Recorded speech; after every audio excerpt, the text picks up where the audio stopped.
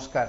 দিল্লিতে সংসদ চত্বরে ঘটে যাওয়া ঘটনার জেরে রাজ্যেও প্রতিবাদ কর্মসূচি চলছে। দিনভর এই ইস্যুতে দেশীয় রাজনীতিতে কংগ্রেস বিজেপি একে অপরের বিরুদ্ধে সাংবাদিক সম্মেলন, বক্তব্য, পাল্টা বক্তব্যে যেন আক্রমণ শাণিত করেছে। এবং রাজ্যের প্রেক্ষাপটে যে বিষয়গুলো তুলে ধরা হচ্ছে, জাতীয় প্রেক্ষাপটে বিষয়গুলো তুলে ধরা হচ্ছে, তার পাশাপাশি প্রত্যেক নেতৃত্বই নিজের মতন করে বক্তব্যগুলো প্রতিষ্ঠিত করেছে তাদের সামাজিক মাধ্যমে। রাজ্যের নেতারাও কথা বলেছেন। রাজ্যে কর্মসূচি সংগঠিত হয়েছে। উদয়পুরে সরব বিজেপি, আগরতলায় সরব কংগ্রেস। প্রত্যেক জায়গায় নেতৃত্ব তার বক্তব্য উপস্থাপন করেছেন। দিল্লিতে এই বিষয় নিয়ে প্রত্যেক নেতৃত্ব প্রতিবাদে শুধু সামিল হয়েছেন তা নয়, সাংবাদিক সম্মেলন করেছেন, প্রতিক্রিয়া ব্যক্ত করেছেন। আমরা সংসদে দাঁড়িয়ে জেপি নাড্ডা কি বলছেন আমরা অবশ্যই শুনবো। রাজ্যসভার নেতা জেপি নাড্ডার বক্তব্য, তার সঙ্গে অন্যান্য নেতৃত্ব প্রতিনিধি প্রত্যেকের কথা শুনবো। বিরোধী দলনেতা রাহুল গান্ধীর কি বক্তব্য ছিল, সাংসদ প্রিয়াঙ্কা গান্ধীর কি বক্তব্য ছিল, সবকটি বিষয় শুনবো। আপনারা প্রত্যেকেই কথা বলবেন এবং অবশ্যই আপনারা আপনাদের প্রতিক্রিয়া ব্যক্ত করবেন। जिस तरीके से संसद में संविधान पर चर्चा हुई, जिस चर्चा में कांग्रेस पार्टी पूरी तरीके से एक्सपोज हो गई, पूरी तरीके से एक्सपोज हो गई। इनका कर्तृत्व 75 साल में किस तरीके से संविधान के साथ इन्होंने तोड़ मोड़ करके उसका दुरुपयोग करने की कोशिश की, ये भारत की जनता तक पहुंचा इस सदन के माध्यम से, जिसके कारण ये बौखला गए हैं, आपा खो बैठे हैं। और आज जो लीडर ऑफ ऑपोजिशन श्रीमान राहुल गांधी ने जिस तरीके से आज गैर प्रजातांत्रिक तरीके से प्रजातांत्रिक व्यवस्था में लोग जो हमारे सांसद थे वो प्रदर्शन कर रहे थे, उनके साथ धक्का मुक्की की, जिसमें हमारे 2 सांसद घायल हुए। हॉस्पिटल में भर्ती हुए, उनका इलाज चल रहा है। और जो हमारी बहन कोनियाक, जो महिला सदस्य इस हाउस की है, उसको जिस तरीके से लीडर ऑफ ऑपोजिशन ने धक्का दिया, वो शारीरिक और मानसिक प्रताड़ना के बराबर है। और ये प्रिविलेज का विषय है। I have received a communication from Konyak, Honorable Member Parliament, and she has met me in my chamber also. I am looking into it. She was literally in tears. According to her, she could never believe that as a lady member, she would have to suffer so much at the hands of another member Parliament. I am looking into it. सभापति जी, मैं ये कहना चाहता हूं कि यह सदन इस घटना की कड़े शब्दों में निंदा करता है। और मैं प्रस्ताव लाना चाहता हूं कि जो हमारे लोकसभा के लीडर ऑफ ऑपोजिशन हैं, उनके कृत्य के लिए आज जो उन्होंने किया है, उसको कड़े शब्दों में यह सदन कड़े शब्दों से निंदा करता है, भर्त्सना करता है। सांसद आरोप लगा रहे हैं, आरोप लगा रहे हैं। नहीं, देखिए, मैं पता नहीं, आपके शांत हो जाए, आपके कैमरा में होगा। ये पार्लियामेंट की एंट्रेंस है, इसमें मैं अंदर जाने की कोशिश कर रहा था, तो बीजेपी के एमपी जो थे वो मुझे ऐसे रोकने की कोशिश कर रहे थे, धकेल रहे थे और मुझे धमका रहे थे, तो वो हुआ है बस।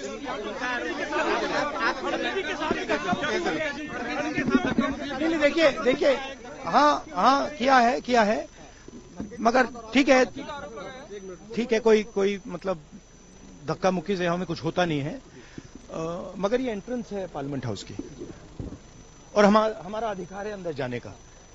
और बीजेपी के जो मेंबर्स हैं वो हमें अंदर जाने से रोक रहे थे। सेंट्रल इशू है जो आप लोग मांग कर रहे हैं अमित शाह के नहीं, सेंट्रल इशू है कि ये कॉन्स्टिट्यूशन पर आक्रमण कर रहे हैं और जो अंबेडकर जी की मेमोरी है उसका अपमान कर रहे हैं। BR अम्बेडकर जी की फोटो लेकर शांतिपूर्वक मैं भी नीचे कर लूंगा जय भीम के नारे को बोलते हुए संसद में जा रहे थे। संसद में जाने से किसने रोका? आप देखिए हम इतने दिनों से प्रोटेस्ट कर रहे हैं, साइड में प्रोटेस्ट कर रहे हैं, जो भी आ रहा है जा रहा है उसको पूरा रास्ता है। इन्होंने कुछ एकदम शांतिपूर्वक प्रोटेस्ट हुए, कितने दिनों से चल रहे हैं, रोज 10:30 से 11। आज पहली बार इन्होंने प्रोटेस्ट किया, सबको रोक दिया, और उसके बाद धक्का मुक्की और ये गुंडागर्दी, और अब सिर्फ अमित शाह जी की खाल बचाने के लिए ये अब उन्होंने साजिश शुरू की है कि भैया ने किसी को धक्का मारा, ये वो। मेरी आंखों के सामने आप सबने देखा होगा, खड़गे जी को धक्का मार के जमीन पे गिराया, उसके बाद एक सीपीएम के एमपी को धक्का मारा, उनके ऊपर गिरे, खड़गे जी के ऊपर। मैंने सोचा टांग टूट गई होगी, कुछ हुआ होगा, क्योंकि उनके चेहरे से दिख रहा था कि उनको चोट लगी। फिर हमने कहीं से कुर्सी ढूंढ के हम लाए उनके लिए। अब आप खुद ही देख रहे हैं, यहाँ पे रोज खड़े हैं, हम रोज प्रदर्शन कर रहे हैं 10:30 से 11। आज तक कुछ नहीं हुआ है, ये सब साजिश है। इनसे हमने पूछा, ये जो हमें रोक रहे थे, हिम्मत है तुम्हारे में, अगर अम्बेडकर जी को चाहते हो जय भीम बोलो, जय भीम का नारा क्यों नहीं निकल सकता इनके मुंह से? ये कह रहे सर पैसेज दिया, नारा क्यों? कौन सा पैसेज? आपने खुद देखा, हमारे सामने सारे खड़े थे और हमने कुछ कहा भी नहीं। हम सिर्फ अपना नारा लगाते रहे, सिर्फ अपने संविधान के लिए लड़ते रहे। अगर आप सोचते, अगर इस देश की जनता सोचती है कि ये लोग संविधान की रक्षा करेंगे, अगर आज भी इस देश की जनता किसी भी कंफ्यूजन में है, तो कंफ्यूजन दूर हो जाए। इनकी असली जो भावना है वो निकल गई अमित शाह जी की बातों में। इनकी असली भावना आज आपको दिख गई यहाँ पे, जहाँ पे ये हिंसक भावना रख रहे हैं। इनके मुंह से जय भीम निकल भी नहीं सकता। मैं इनको चैलेंज करती हूँ बीजेपी की एमपी से, यहाँ खड़े होकर जय भीम बोले।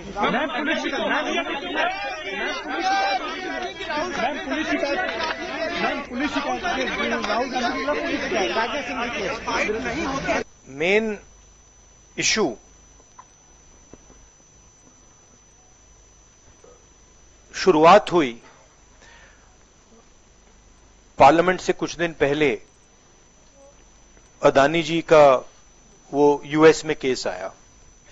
আপনারা শুনলেন যে বিষয়গুলো কংগ্রেস তুলে ধরেছিল বা এই সময়ের মধ্যে সংসদের ভেতর কিংবা বাইরে আদানি সহ গৌতম আদানি সহ প্রধানমন্ত্রী সম্পর্কের বন্ধুত্বের অভিযোগ যে কংগ্রেসের ছিল বা দাবি করা হয়েছিল, তা নিয়ে যখন আন্দোলন, মণিপুর ইস্যুতে প্রধানমন্ত্রী কেন নীরব, কেন প্রধানমন্ত্রী যাচ্ছেন, এই ইস্যুতে যখন কংগ্রেসের আন্দোলন, তখন ঠিক আজ সংসদের ভেতর কিংবা বাইরে বা সংসদ চত্বরে উল্টো দিক থেকে পরিস্থিতি তৈরি করে নাকি কংগ্রেসের যে ইস্যুগুলো তাকে ঠেকে দেওয়া, কংগ্রেসের ইস্যুগুলোকে এড়িয়ে যাওয়া, সে চেষ্টাই নাকি করা হয়েছে, কংগ্রেস নেতৃত্বের দাবি।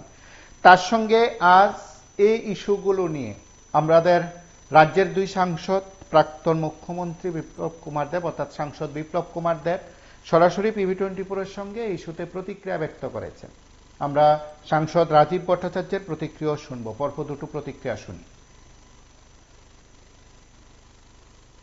देखिए, সংসদে যেটা আজকে ঘটালেন রাহুল গান্ধী তাদের সাথী, সেটা অত্যন্ত ভারতীয় ডেমোক্রেসির জন্য দুর্ভাগ্যপূর্ণ। এই ধরনের ঘটনা সংসদে আজ পর্যন্ত হয়নি। ঠিক আছে, আপনারা আপনাদের এজিটেশন করবেন, তো আপনারা পারমিশন নিয়েছেন সংসদের ভেতরে, যেখানে বাবা সাহেবের মূর্তি রয়েছে সেখানে কংগ্রেস পার্টি এবং তাদের সাথীরা ওখানে ধর্ণা প্রদর্শন করছেন সকাল থেকে। আমাদের ধর্ণা প্রদর্শন মকর দুয়ারে বিজেপির দুই জায়গাতে। আপনাদের কি দরকার ছিল ওখান থেকে ধর্ণা? তো আপনাদের ওখানে তো কেউ যায়নি। আপনারা ওখান থেকে উঠে বাবা সাহেবের মূর্তির এখান থেকে উঠে আমরা যেখানে ধর্ণা মকর দুয়ারে এসে ওখানে এসছেন আপনারা আমনের সামনে ঝামেলা ধাক্কামুক্কি করার জন্য। এই ধরনের চিত্র ভারতবর্ষের ইতিহাসে সংসদ হওয়ার পর থেকে আজ পর্যন্ত কেউ দেখেনি, প্রথমবার দেখেছে। তো তাদেরকে যেখানে পারমিশন দেওয়া হয়েছে সেখানে আপনারা করো না, সকাল থেকে তো করছিলে, আমরাও করছিলাম, তোমরা এখানে কেন আসলে? তারপর রাহুল গান্ধী ভেতরে ঢোকার সময় আজকে আমরা এই প্রথম, কারণ আমরা সরকার পক্ষ, আমরা ধর্ণাতে বসি না, ইস্যু এমন ছিল তার জন্য আমরা এসছি। তো তোমাদের স্থান আলাদা, আমাদের স্থান আলাদা। এখন রাহুল গান্ধীকে মকরদুয়ার যেতে হলে, মানে ভেতরে ঢুকতে হলে, আমরা যেখানে আমাদের এমপিরা দাঁড়িয়ে আছে প্রদর্শন করছে সেখান দিয়ে ওনাকে যেতে হবে। ওখানে গিয়ে উনি ধাক্কামুক্কি করে আমাদের সারঙ্গী যে আগে মন্ত্রী ছিলেন ওনাকে ধাক্কা দিয়ে ফেলে দিয়েছে, গুরু ভদ্রলোককে। তো এই ধরনের ব্যবহার লিডার অপোজিশনের, আর ওই দিক থেকেও বলছে আমি তো উপরে যাব, আমাকে যাওয়ার জন্য রাস্তা তো দিয়ে রেখেছে, 3 ফিট রাস্তা দেওয়া আছে, ওখান দিয়ে যাওয়া। এরা অপোজিশনরা ডেলি বসে থাকে, আপনারা দেখে থাকেন, ডেলি এরা কোনো না কোনো ইস্যুতে মকরদুয়ারে বসে থাকে এসে। তো আমরা তো কোনোদিনই তাদের যেখানে বসে আছে সেখানে গিয়ে উঠি না, আমরা আমাদের সাইড দিয়ে আমরা ভেতরে চলে যাই, আমাদেরকে লোকসভার ভিতরে যেতে হবে। উনি সমস্ত যেখানে মানুষ বসে আসে সেখান দিয়ে বুলডোজার চালিয়ে উনি ভেতরে যাবেন ধাক্কামুক্কি করে। এই ধরনের নিম্ন মানসিকতা, এটা অত্যন্ত লজ্জাস্কর। আর ভারতবর্ষের মানুষ সেটা দেখেছে। ওনার এমনিতেও যে বালক বুদ্ধি সম্পন্ন ওনার মানসিকতা, ওনার স্পিচ মানুষ শুনেছে, দেখেছে। তারপর ওই দিন সংবিধানের উপর উনি যে ভাষণ দিয়েছেন, যে তপস্যা করলে মানুষের শরীরের মধ্যে আসে, গরমি আসে, কি বলে না বলে মান ইজ্জত ডুবিয়ে ছেড়েছে। যাই হোক, এটা অত্যন্ত দুর্ভাগ্যজনক। আর তার জন্য সম্পূর্ণরূপে কংগ্রেসের নেতৃত্ব, রাহুল গান্ধী দায়ী, এবং এটা অত্যন্ত লজ্জাস্কর। এবং তার জন্য আমরা ধিক্কার জানাই এই ধরনের মানসিকতা, এই ধরনের ব্যক্তিত্ব। আর মানুষ দেখেছে, আপনারাও দেখেছেন, তো তার বিচার নিশ্চিত ভারতবর্ষের মানুষ করবে। সেটা তো ঠিক আছে, লোকসভা ইলেকশনের সময় করবে, কিন্তু ততক্ষণে এরা যেই শুরু করেছে ধাক্কা মুক্কি, মার পিট, এই ধরনের মানসিকতা, তো এগুলো ওদের মানে অতিরিক্ত ফ্রাস্ট্রেশনের বহিঃপ্রকাশ। হরিয়ানাতে মানে ভয়ঙ্কর পরাজয়, মহারাষ্ট্রে এদের কোনো মানে কিচ্ছু নেই, সব শেষ হয়ে গেছে। তো ওইসব ফ্রাস্ট্রেশন এসে এগুলো করে মিডিয়ার মধ্যে আর মানে নিউসেন্স ভ্যালু করে থাকতে চায়। তো নিউসেন্স ভ্যালু করে রাজনীতি করা যায় না। রাজনীতি করার জন্য ভারতবর্ষের সংবিধান এবং ডেমোক্রেসিকে মেনে, মানুষের ব্যবস্থাকে মেনে করতে হয়। এটা অত্যন্ত, আবারও আপনাকে বলছি, অত্যন্ত লজ্জাস্কর আজকে যেটা করেছে রাহুল গান্ধী এবং তার সাথীরা। এটা ভারতবর্ষের ইতিহাসে একটা কলঙ্কজ অধ্যায় রচনা করেছে। কংগ্রেস কিভাবে, কংগ্রেসের মুখে বি.আর. আম্বেদকর মানায় না, কংগ্রেসের মুখে ওনার নামই নেওয়া মানায় না।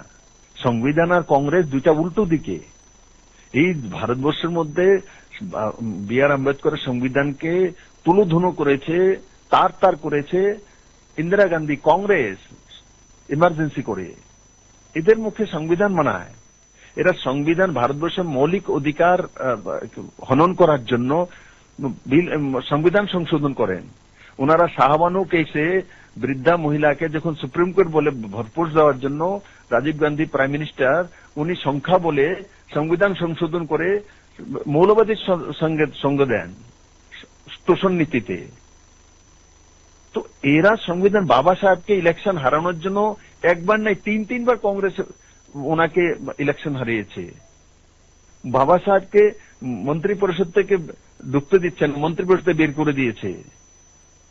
কোন কাজটা করেছে এরা?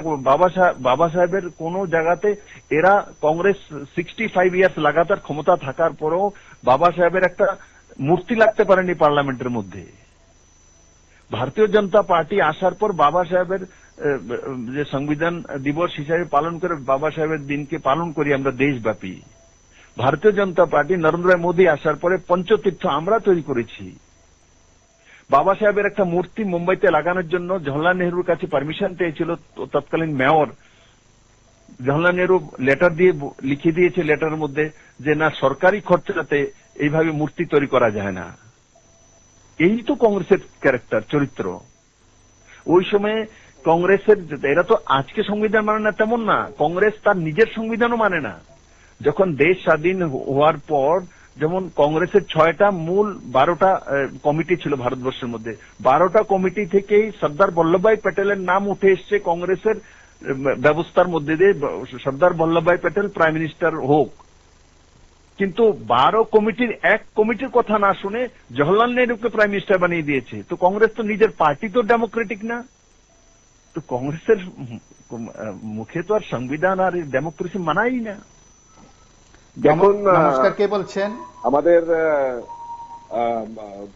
হ্যালো হ্যালো, কথা বলুন। নমস্কার দাদা। দেখুন, বাবা সাহেব আম্বেদকর বলছিলেন উনি যে কাজ করে গেছে সংবিধানের মাধ্যমে মানুষের হক দিয়েছিলেন, প্রত্যেকে তাদের প্রত্যেকের শিক্ষা থেকে আরম্ভ করে স্বাস্থ্য পরিষদ নিশ্চয়ই আমরা জানেন সমস্ত কিছুর অগ্র দাবি হিসাবেই মানুষের দিয়ে গেছিল অধিকার। মানুষ কিন্তু নিজের ভুলের কারণে এই মনোবাদী সরকারকে সাপোর্ট কইরা সিপিএম এর সময় তারা সিপিএম এর সমর্থন করছে। সিপিএম এদের শিক্ষা জগতের তো সবচেয়ে বেশি ক্ষতি করে গেছে সিপিএম, 10,500 চাকরি নাই। আর বিজেপি আয়া স্কুল মিলে বরবাদ করে দিল। দেখেন শিক্ষা হলো মূল মেরুদণ্ড। এই যে সরকারটা বিজেপি কংগ্রেস যাই বলেন না কেন সবাই আক্রমণটা কিন্তু এই শিক্ষা জগতে সবচেয়ে বেশি আছে। এই জিনিসগুলি আমরা যদি না বুঝি যে কেন এই শিক্ষা ব্যবস্থার উপরে মনোবাদীদের নজর খারাপ নজর পড়ছে, এইগুলি কিন্তু বোঝার দরকার আছে। আজকে তাদের এই খারাপ নজরের কারণে সিপিএম এর সময় নিশ্চয়ই আপনারা দেখছেন ছোট ছোট বাচ্চারা নিয়ে রাস্তা ঘুরছে, আন্দোলন করছে, পাস করলো, পাস ফেল করলো, এই একটা পরিস্থিতি। আর এখন তো এমন একটা পরিস্থিতি করছে বাচ্চা কাচ্চারা স্কুল ছেড়ে দিতেছে, স্কুলটি বন্ধ করে দিতেছে, কত মানে অন্ধকারে নিয়ে যেতেছে শিক্ষা জগতের উপরে আক্রমণ করে মানুষ কল্পনা করা যায় না। তাই আমি বলছি শিক্ষা জগতে তো অনেক শিক্ষিত শিক্ষকরা আছেন, তারা সমস্ত কিছু এই মনোবাদী আরেকটা সংগঠন ছেড়ে দিয়া বাবা সাহেবের যে বিচারধারা যে সংগঠনগুলি আছে এদের মধ্যে তারা যাকে পড়ুক, কারণ সবাই চায় মূল নিবাসী যারা প্রত্যেকে বেশিরভাগ লোককে তারা শিক্ষিত করে তুলুক, যাতে বাবা সাহেবের বিচারধারার দেশটা চলে এবং প্রত্যেকে যার যার অধিকার পায়। নাহলে এই মনোবাদী আরএসএস দেশটারে পরের হাতে তুলে দেব।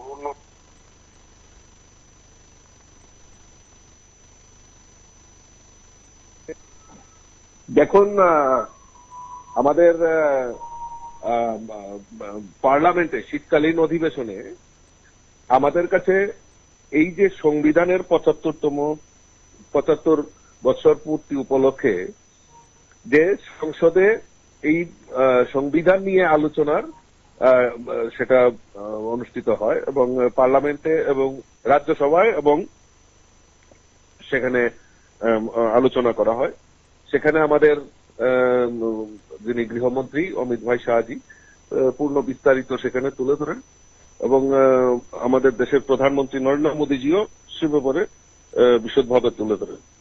কিন্তু আমাদের এই যারা বিরোধী কংগ্রেস তারা অতদিন আমাদের সংবিধান রচয়িতা ভীমরাও আম্বেদকরজিকে বারবার তারা সেখানে অপমানিত করেছে।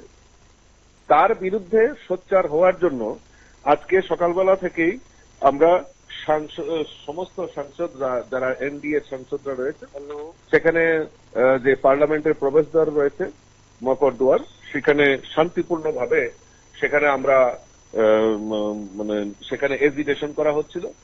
আর ঠিক সেই সময় যিনি কংগ্রেসের নেতা রাহুল গান্ধী উনি সংসদে প্রবেশ করার সময় ধাক্কামুক্কি এবং গুন্ডাগর্দির মাধ্যমে আমাদের এখানে উনি ধাক্কা মারেন। আমাদের একজন প্রবীণ সাংসদ বালেশ্বরের আমাদের সেখানে উনাকে ধাক্কা মারেন, উনি সেখানে আঘাত পান, উনার মাথার মধ্যে আঘাত লাগে। তার নাম হচ্ছে প্রতাপ সারঙ্গী, আপনারা সবাই জানেন। এবং সবচেয়ে অবাক করার বিষয় হলো যে তারা মহিলাদের পর্যন্ত সম্মান করতে জানে না। আমাদের রাজ্যসভায় নির্বাচিত সাংসদ নাগাল্যান্ড থেকে কনিয়াকজি, তো উনাকেও চিৎকারের মাধ্যমে চিৎকার করে উনাকে থ্রেটনিং করা হয় এবং উনার বুকের সামনে হাত নিয়ে ঘুষি মারার উপক্রম হয়। অল্পেতে উনি রক্ষা পেয়ে যান। তো এই যে ঘটনা, এই যে ন্যাক্কারজনক ঘটনা, তারা বারবার দেশ বিরোধী এবং ন্যাক্কারজনক এই সমস্ত ঘটনা করে এই ভারতবর্ষের সংসদীয় গণতন্ত্রকে বারবার আক্রান্ত করছেন। তার বিরুদ্ধে আমরা ধিক্কার জানাই, তার এই প্রতিবাদে আমরা ধিক্কার জানাচ্ছি এবং এই ন্যাক্কারজনক ঘটনার জন্য রাহুল গান্ধীর যাতে শাস্তি হয়। এবং শাস্তি কি হবে, সারা ভারতবর্ষেই এই কংগ্রেসীদেরকে এই পরিবারতন্ত্রের জন্যই কংগ্রেসকে বিলুপ্তি প্রায় হতে চলছে। আগামী দিন মানুষ তার সুযোগ্য বিচার করবে। নমস্কার, কে বলছেন? অসংখ্য ধন্যবাদ আপনাকে। নমস্কার, কে বলছেন? নমস্কার, আগরতলা থেকে বলছি। হ্যাঁ, বলুন। দেখুন, আসলে এখানে একটা জিনিস পরিষ্কার, বিরোধী সদস্যরা লোকসভায় প্রবেশ করবেন, এখানে বিজেপির সদস্যরা কিভাবে আসলো আমার এটা প্রশ্ন। হ্যাঁ, ডাকাডাকি যদি বাধা দেয় ডাকাডাকি হতেই পারে, আর বয়স্ক লোক পরে হয়তো আহত হয়েছে, উনি কিভাবে আসলো এখানে? ওদের নিশ্চয়ই পথ অবরোধ করার জন্য এসেছেন। সবচেয়ে খারাপ কাজ করেছেন বিজেপি দলের লোকেরা। এখন ভারতবর্ষে মিথ্যাবাদী দল হলো বিজেপি দল। সারা ভারতবর্ষ যতটুকু উন্নয়ন এখন পর্যন্ত হয়েছে বিরোধীরা করেছে। ত্রিপুরাতে বললে সিপিএম করেছে, বামফ্রন্ট করেছে। হ্যাঁ, বামফ্রন্ট সবচেয়ে বড় ভুল করেছে। 10,323 জিবি 2 বছর আগে চাকরিগুলি ছেড়ে দিত, তাইলে আজকে সর্বনাশ হয় না। এটা সিপিএম এর বড় অহংকার। তারা অনেকদিন ক্ষমতায় আছে, অহংকার হয়ে গেছে, এই কারণে এই সর্বনাশ হয়েছে। আর একটা ভুল করেছে অগুর দেববর্মা। 1 বছর উনার অফিসে আপনার ট্রাইবেল সুপারভাইজারের ফাইল ফেলে রেখে উনি বেকারের সর্বনাশ করেছেন। অগুর দেববর্মা কিন্তু আর একটা দুষ্কৃতিকারী বলবো আমি। কারণ এই যে বেকারের সর্বনাশ করা, এটা তাদের পাপের সাজা তাদের ভুগতে হবে। আর বিজেপি দল হলো সিপিএম বা কংগ্রেস যদি চুর হয়, বিজেপি দল হলো ডাকাত। ওরা ডাকাতের ভূমিকা পালন করছে। ভারতবর্ষে বেকারের শত্রু, সর্বজনসাধারণের শত্রু। ওরা বিশ্ববাদপাত। এই আমার বক্তব্য। নমস্কার। আমরা দেখলাম আজ আগরতলাতেও কর্মসূচি সংগঠিত হয়েছে। কংগ্রেস এই ইস্যুতে কর্মসূচি সংগঠিত করে। আগরতলা কর্মসূচি থেকে সুদীপ রায় বর্মন, আশিস কুমার সাহাদের কি বক্তব্য আমরা শুনবো। আপনারাও ফোন করবেন, আপনারাও কথা বলবেন।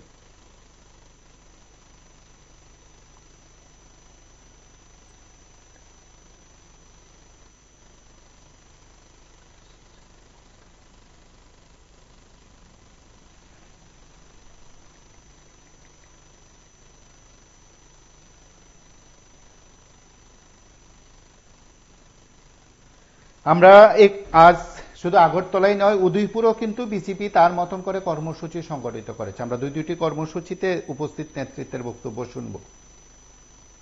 গত কয়েকদিন যাবতে দেখছি বি.আর. আম্বেদকর সম্বন্ধে কংগ্রেসের সর্বভারতীয় নেতৃত্ব বিভিন্ন অপমানসূলক বক্তব্য রাখছে এবং আমাদের দলীয় নেতৃত্ব জে.পি. নাড্ডাজি সম্বন্ধে বিভিন্ন এবং সম্বন্ধে বিভিন্ন অপমানসূলক বক্তব্য রাখছে। আজকেও দেখেছি বিষয়টা সংসদকে নিয়ে যে একটা উত্তাল বাইরে চলছে উভয় দলের কংগ্রেস এবং বিজেপির মধ্যে। আমরা তো দেখলাম সংসদের মাধ্যমে যে ধাক্কাটা লেগেছে, বলছে রাহুল গান্ধী সেটাই পুরোটাই বলছে সে সাথে কোনো ধাক্কা নেই। কারণ আসলে এটাকে একটা ইস্যু করে সারা ভারতবর্ষে এবং ভারতবর্ষের সঙ্গে রাজ্যগুলোর মধ্যে একটা পরিস্থিতি সৃষ্টি করা বলে আমরা মনে করি। কারণ আমরা দেখলাম এই যে একটা আন্দোলন কর্মসূচি করলো বিজেপি করাতে আজকে উদয়পুরের মাধ্যমে করেছে কংগ্রেস ভবনের সামনে করেছে। করার পরিপ্রেক্ষিতে পুলিশের সামনে কংগ্রেসের পাশাপাশি সিপিআইএম এর সাহায্য নষ্ট করেছে। কারণ সিপিআইএম এর জেলা সম্মেলন আগামী দিন, কারণ আসলে একটা নৈরাজ্য সৃষ্টি করার জন্য একটা উত্তাল সারা রাজ্যের মধ্যে পড়ে গিয়েছে। কারণ এখন পর্যন্ত রায় করেছে বিজেপি, কোনোটা তো ভালো করেনি। কারণ একটা যাতে একটা উচ্ছৃঙ্খল করানো যায় সেই দিকে লক্ষ্য রেখেছে। কারণ আমরা দেখলাম রাজীববাবু বলেছিলেন যে তারা কংগ্রেস পরিবার চর্চত, তার জন্য ত্রিপুরা রাজ্যে বা ভারতবর্ষে কংগ্রেসের এই রাজ্যে যখন কংগ্রেস ছিল, তাই আমরা রাজীববাবুর কাছে প্রশ্ন, আপনি তো সেই দলেরই ছিলেন, আমরা ডাইরেক্টলি রাজ্যের বিজেপি হননি। কংগ্রেস থেকে আজকে ত্রিপুরা রাজ্যে বিজেপি সরকারটা এসেছে 1%, 1.5% ভোট দিয়ে ত্রিপুরা রাজ্যে বিজেপি কখনো আসতে পারেনি। কারণ কংগ্রেস থেকে যাওয়ার পরিপ্রেক্ষিতে আজকে আপনারা এই রাজ্যের মস্কুতে দখল করেছেন কিনা মিথ্যা প্রতিশ্রুতি এবং জুমলা প্রতিশ্রুতির মাধ্যমে। কারণ বছরে 50,000 চাকরি, ঘরে ঘরে রোজগার, ঘরে ঘরে স্কুলে চাকরি, সমস্ত কিছু মানুষের সাথে প্রতারণা করে এবং রেগা 340 টাকা করে 100 দিনে কাজ করাবেন, কিন্তু সর্বক্ষেত্রে কিন্তু কোনোটাই ত্রিপুরা রাজ্যে না করে মানুষকে বোকা বানিয়ে ত্রিপুরা রাজ্যে ক্ষমতায় এসেছে। কারণ 2023 সালে আরেকটা ফন্দি তৈরি করে ত্রিপুরা রাজ্যের সরকারটা আবার আসলো। 5 বছর তো কোনো কাজ করলো না, এই 2 বছরের মধ্যে করলো না, কারণ প্রদ্যুৎ বাবুকে দিয়ে ত্রিপুরা রাজ্যে একটা গেম খেলে ত্রিপুরা রাজ্যটাকে আবার দখল করে নিয়ে গেল। তার মধ্যে পার্সেন্টেজ কত কমে গেল বিজেপির ভোটটা, সেটাও কিন্তু ভাবার বিষয় আছে। কিন্তু যারা এখন রেপুটেশন দিতে পারে গণতান্ত্রিক পদ্ধতির মাধ্যমে সেটা হয়, কিন্তু একটা দল একটা তাদের জিনিসপত্র নষ্ট করবে সেটা করতে হবে। পুলিশের সামনে ঘটনা ঘটলো, ত্রিপুরা রাজ্যের প্রশাসন একদম নীতি হয়ে চলছে, কারণ ত্রিপুরা রাজ্যের পুলিশ প্রশাসনে কোনো ভূমিকা দেখি না আমরা। কারণ ত্রিপুরা রাজ্যের পুলিশ এমন নিষ্ক্রিয় হয়ে গেল, কারণ যে আমরা বলি যারা দুর্বল লোক তারাই কিন্তু পুলিশ প্রশাসনের কাছে যায়। এখন এই রাজ্যের যে পরিস্থিতি হলো, দুর্বল লোক প্রশাসনের কাছে যাওয়ার বিচার নেই এবং রাস্তা তো বিচার নেই, অফিসেও বিচার নেই। সেটা কি বলবো, ত্রিপুরা রাজ্যের বিজেপি দল শৃঙ্খলে থাকার জন্য ত্রিপুরা রাজ্যে অনেক অহরহ ঘটনা ঘটেছে জাতপাতের নামে, কিন্তু সেদিকে প্রশাসনের কোনো ভূমিকা গ্রহণ করছে না এবং পার্টিও গ্রহণ করছে না। সেটাকে করার দরকার। আমরা যদি সরকার উন্নয়নকে ত্বরান্বিত করুক এবং জাতপাতের বিচার না করে এবং আগামী দিনের যে যুবক যুবতীরা আছে তাদেরকে ভবিষ্যৎ উজ্জ্বল করুক এবং শ্রমজীবী মানুষকে হাসি উঠানোর জন্য সেটা আমরা টিভি24 মাধ্যমে বলতে চাই। নমস্কার, ভালো থাকবেন, সুস্থ থাকবেন।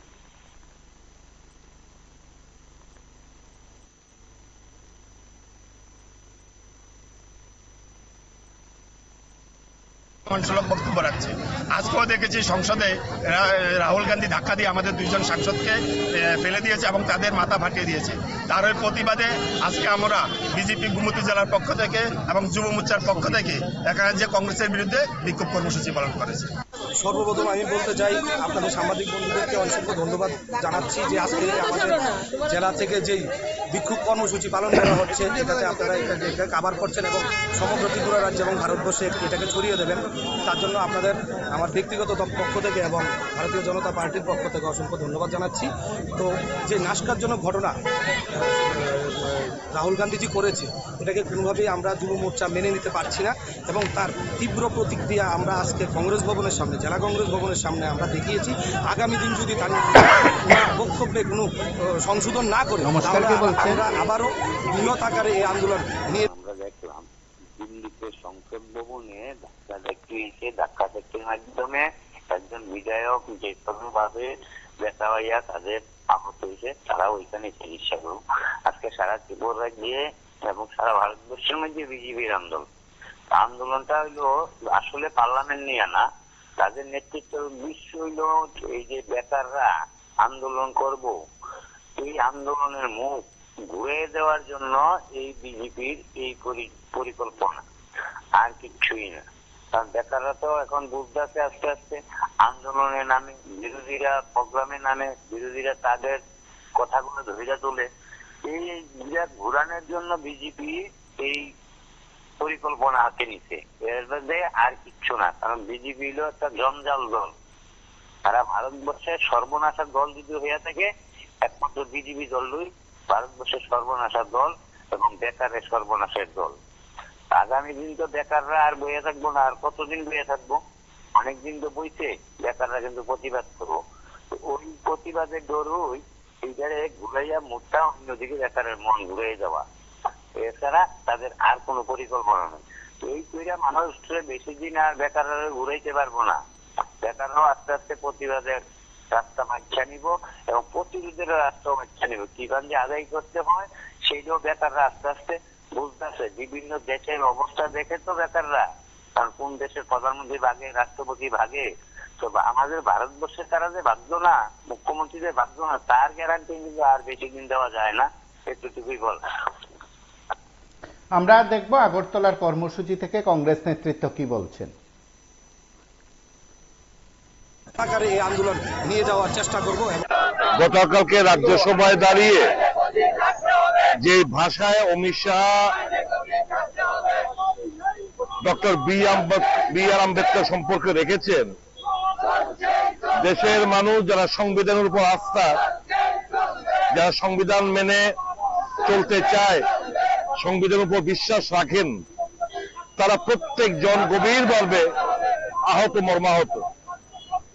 আমরা গতকাল থেকে জাতীয় কংগ্রেস দল দাবি জানিয়ে আসছে, অমিত শাহজি তুমি তোমার বক্তব্য প্রত্যাহার করো, বি.আর. আম্বেদকরের বিরুদ্ধে যে কুরুচিপূর্ণ অপমানজনক মন্তব্য তা প্রত্যাহার করো, ক্ষমা চাও দেশবাসীর কাছে।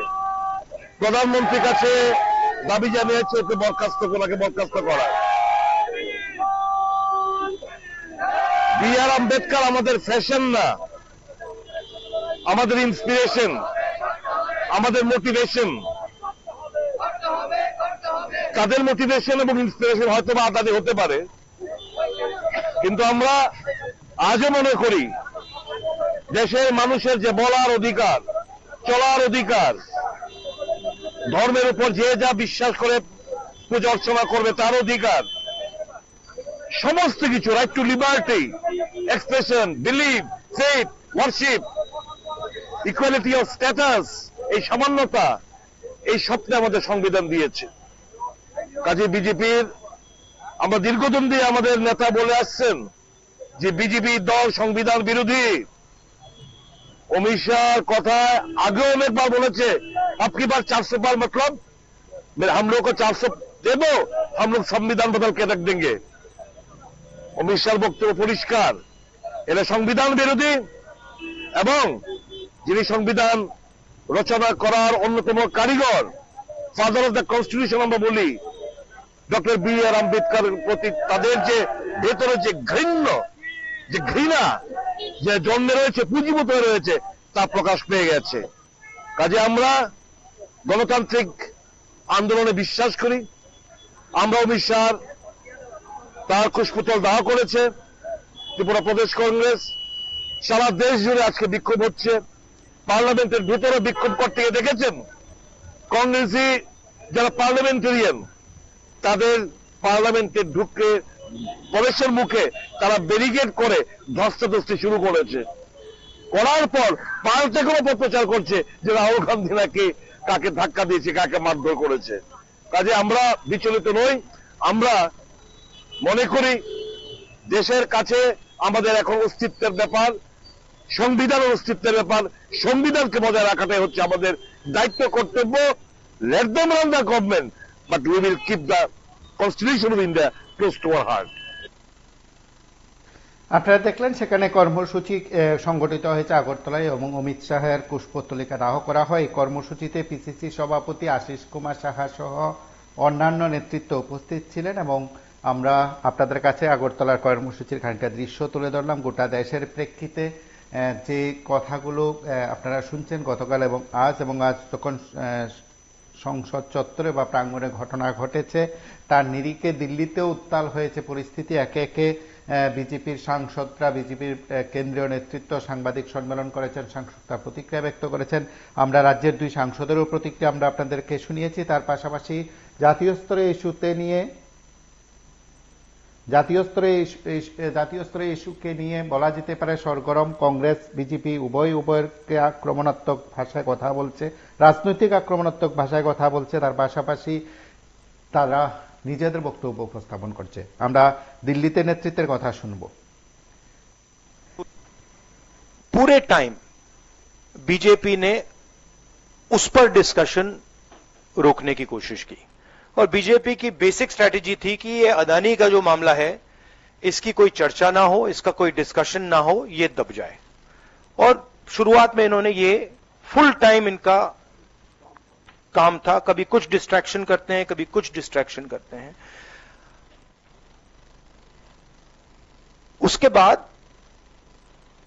अमित शाह जी का बयान आता है और हम पहले से कह रहे हैं कि जो बीजेपी आरएसएस की सोच है एंटी कॉन्स्टिट्यूशनल सोच है, एंटी अंबेडकर जी की सोच है और जो अंबेडकर जी की मेमोरी है, जो उनका कंट्रीब्यूशन है, उसको ये लोग मिटाना चाहते हैं, खत्म करना चाहते हैं।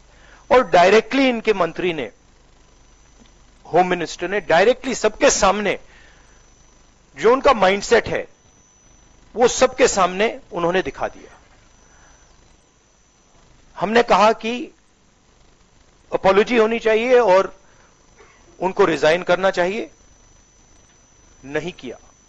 और आज फिर से इन्होंने एक नया डिस्ट्रैक्शन शुरू किया है। हम अंबेडकर जी के स्टैचू से सारे एमपी शांति से पार्लियामेंट हाउस जा रहे थे। पार्लियामेंट हाउस के सीढ़ियों पे बीजेपी के एमपी लकड़ियां लिए हमारे सामने खड़े होते हैं, हमें अंदर नहीं जाने देते हैं, और उसके बाद अब ये थोड़ा सा अपना फिर से डिस्ट्रैक्शन करने की कोशिश कर रहे हैं। रियलिटी ये है, इन्होंने अंबेडकर जी का अपमान किया है, उसकी अपॉलॉजी होनी चाहिए और रिजाइन करना चाहिए होम मिनिस्टर को। और जो मेन मुद्दा है जिसको ये मिटाना चाह रहे हैं, घुमाना चाह रहे हैं, मेन मुद्दा है कि नरेंद्र मोदी जी के मित्र अदानी जी के खिलाफ यूनाइटेड स्टेट्स में केस है, उनको वहां इंडाइट किया गया है, और अदानी जी को नरेंद्र मोदी जी हिंदुस्तान बेच रहे हैं। यह मेन मुद्दा है और इसकी डिस्कशन ये लोग नहीं चाहते हैं। Thank you. जो आज की सरकार, खासकर जो प्रधानमंत्री जी और हमारे होम मिनिस्टर बयान जो दे रहे हैं डॉक्टर बाबा साहब अम्बेडकर के बारे में, वो बहुत ही दुखदायक है। और बगैर फैक्ट्स देखे बिना वो प्रेस कॉन्फ्रेंस करके भी कल बोले हैं। पहले जांच तो करे अगर फैक्ट्स क्या है, उसके बाद आप नेहरू जी को गालियां दो, अंबेडकर को अपमानित करो। ये सब जो कर रहे हैं या जानबूझ के कर रहे हैं, या आपके पास कोई चीज, कोई सबूत नहीं है, वो बात कर रहे हैं। मैं आपको कहना चाहता हूं, आज तक उन्होंने बाबा साहब के बारे में, जवाहरलाल नेहरू जी के बारे में जो कहे हैं, सब झूठ है। और मैं अगर पार्लियामेंट में मुझे अवकाश मिलता, समय मिलता, तो मैं आज बताने वाला था बाबा साहब अम्बेडकर का लेटर जो लिखा हुआ था। हमारे चितड़े एक उनके दोस्त थे जो पीपल्स एजुकेशन सोसाइटी और सिद्धार्थ एजुकेशन सोसाइटी उसके रजिस्ट्रार थे। तो अलीपुर रोड पे ही बाबा साहब रहते थे। वहां से उन्होंने एक खत अपने दोस्त को लिखा और उसमें स्पष्ट बताया कि इलेक्शन 52 का कैसा हुआ, क्या हुआ, वो तो उसमें है, मैं बाद में बताऊंगा, आज उस पर जाने का नहीं है। लेकिन आज जो घटना घटी, हम रोज पहले से ही नमस्कार, কে বলছেন? सदन में गड़बड़ नहीं होनी। হ্যাঁ বলুন। কর্মসূচি দেখছি আজকে দেশের রাজধানীতে পার্লামেন্ট ভবনের সামনেও দেখলাম, কয়েকদিন ধরে দেখছি। কিন্তু আমার একটা প্রশ্ন আপনাদের মাধ্যমে, যে দেশের যে সংসদ ভবন, এখানে সাধারণ সারা দেশের ভোটদাতারা ভোট দিয়ে প্রতিনিধি প্রেরণ করে, এইসব জায়গার জন্য নাকি জনগণের বা সারা দেশের উন্নয়ন প্রকল্প প্রণয়ন করার জন্য? কালকে একজনে বললো যে আম্বেদকর এগুলি নিয়ে, তার আগে ছিল ওই আদানি, হ্যাঁ, এটাকে ঘুরিয়ে দেওয়ার জন্য চললো ওই আম্বেদকর। আমরা ছোটবেলায় লেখাপড়া করেছিলাম, ডক্টর ভীমরাও আম্বেদকর সংবিধানের প্রণেতা, হ্যাঁ, এখানে দেখলাম প্রতিবাদ মিছিল, স্বাভাবিক করতেই পারে। তার মধ্যে কে তাকে ধাক্কা দিল, তো কে তাকে ধাক্কা দিল, ইমার্জেন্সি বিভাগে ভর্তি করলো। দেশের রাজধানী শহর তথা হাই সেনসিটিভ এরিয়া, এখানে একটা ক্যামেরাও নেই। আর এত দুর্বল যদি সাংসদ একজনের ধাক্কাকে গুরুতর আহত হয়ে যায়, ওনাদের আমি বলবো পার্লামেন্টে যখন অধিবেশন শুরু হয় প্রত্যেক সাংসদকে মেডিকেল চেক আপ করার পর ফিটনেস নিয়ে প্রবেশ করার জন্য।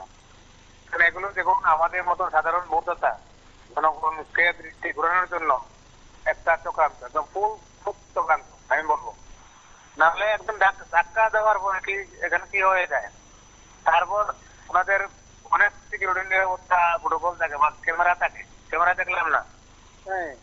তো যে ধাক্কা দিয়েছে তিনি কি বডি বিল্ডার না রেসলার করে, ওনার ধাক্কাকে এমন গুরুতর আহত হয়ে গেল। তো আম্বেদকর নিয়ে যেটা হয়েছে সেটা সারা দেশ মানে ভারতবর্ষের যে সংবিধান প্রণেতা, আশা করে শাসক বিরোধী বা আঞ্চলিক দলগুলিও মানে ওনাকে যদি অপমান করে থাকে এটা সমর্থন করবে, হয়তো দলীয় রাজনৈতিক ভাবে না করতে পারে, অন্তর থেকেও মানে প্রতিবাদ জানাবে, এটা নিশ্চিত।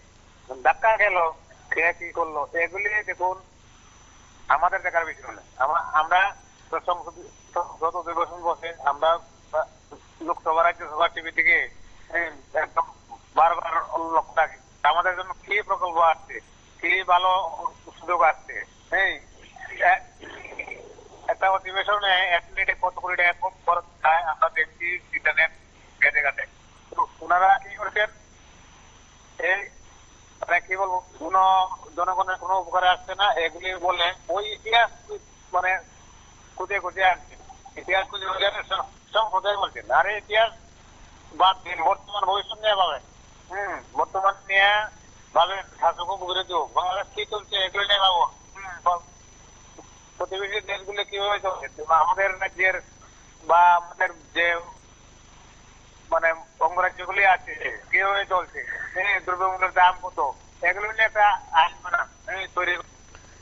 আজ কিন্তু আগরতলা কর্মসূচি সংগঠিত হয়েছে। আগরতলা কর্মসূচি থেকে প্রদেশ কংগ্রেস সভাপতি আশিস কুমার সাহা কি বলছেন আমরা একবার শুনবো।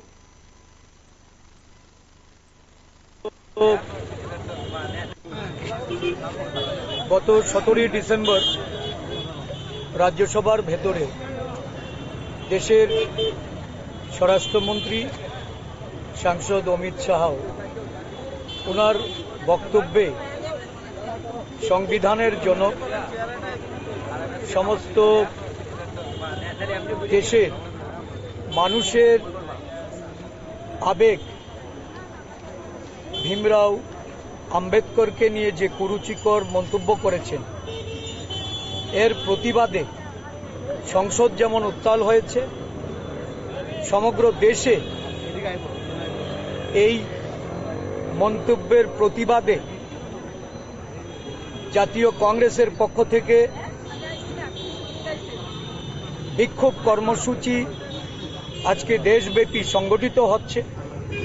প্রতিদিন সংসদের ভেতরে এবং সংসদের বাইরে শাসক দল বিজেপি যে অসংসদীয় অনৈতিক ব্যবহার তারা করে চলেছে তার বিরুদ্ধে সমগ্র সাংসদরা এবং জাতীয় কংগ্রেসের নেতা কর্মীরা এই ঘৃণ্য আচরণের আমরা তীব্র প্রতিবাদ জানাচ্ছি, নিন্দা জানাচ্ছি। বি.আর. আম্বেদকরকে নিয়ে অমিত শাহর এই ধরনের কুরুচিকর মন্তব্যে সমস্ত দেশের মানুষ যারা আহত হয়েছেন, যারা এই মন্তব্যের বিরুদ্ধে আজকে প্রতিবাদে গর্জে উঠেছেন, আমরা চাই অবিলম্বে তাকে পদত্যাগ করিয়ে দেশবাসীর কাছে সে ক্ষমা প্রার্থী হোক। এই স্বরাষ্ট্রমন্ত্রী তার এই মন্তব্যে শুধুমাত্র যারা দলিত, পশ্চাৎপদ এবং পিছিয়ে পড়া জাতিগোষ্ঠীর মানুষ তাদেরকেই আহত করেননি, সংবিধানের জনক বি.আর. আম্বেদকরের প্রতি ভারতীয় জনতা পার্টির তাদের যে মনোভাব, শাসক দল হিসাবে আমরা বারংবার এই সংবিধানকে বিলুপ্ত করার বা পাল্টে দেওয়ার যে ষড়যন্ত্র, মনুস্মৃতি লাগু করার জন্য বিজেপির যে গভীর ষড়যন্ত্রমূলক পদক্ষেপ, তার বিরুদ্ধাচরণ করে আজকে সারা দেশব্যাপী জনমত সংগঠিত করতে এবং এই সংবিধানকে বাঁচিয়ে রাখার লক্ষ্যে আমাদের এই কর্মসূচি। আমরা অবিলম্বে অমিত শাহর পদত্যাগ চাই এবং এই ঘৃণ্য যে ওনার বক্তব্য, তার জন্য দেশবাসীর কাছে ক্ষমাপ্রার্থী হওয়ার জন্য আমাদের জাতীয় কংগ্রেসের পক্ষ থেকে আমরা আবেদন রাখছি। ত্রিপুরা প্রদেশ কংগ্রেস তীব্র নিন্দা এবং ক্ষোভ জানিয়ে এই বিক্ষোভ কর্মসূচিতে সামিল হয়েছে। সেদিক থেকে বোধ হয় এই সময়ের মধ্যে রাজ্যের বিভিন্ন জায়গায় কর্মসূচি সংগঠিত হতে পারে এবং রাজ্যে আসছেন অমিত শাহ, আর অমিত শাহের রাজ্য সফরের প্রাক মুহূর্তে কংগ্রেস তার পদত্যাগ দাবি করলেন। আপনারা দিনভর নানা বিষয় দেখেছেন PB24-এ। রাত 10টায় আরো একটি লাইভ অনুষ্ঠান আছে। এখনকার মতন আমি শেষ করছি। নমস্কার, শুভরাত্রি।